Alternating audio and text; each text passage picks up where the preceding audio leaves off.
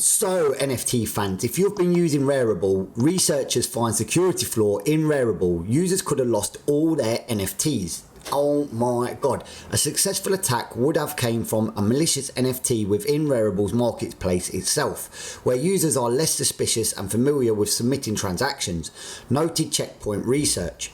Now here they go on to say the research arm of cybersecurity software firm Checkpoint said it identified a vulnerability in the Rarible NFT marketplace that could have seen many of its roughly 2 million active monthly users lose their NFTs in a one single transaction.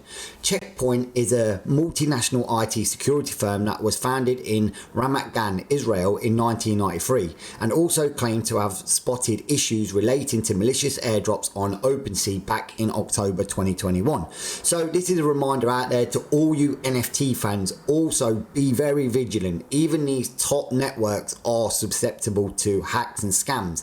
And as you can see here in this latest security breach or find, you can see where users could have lost nearly all of their NFTs. So I do believe this has been fixed now, but it's one to note that Rarible need to keep on top of these things, and prevention is better than cure. So luckily they found it before anyone got hacked. And as always, do your own bloody research.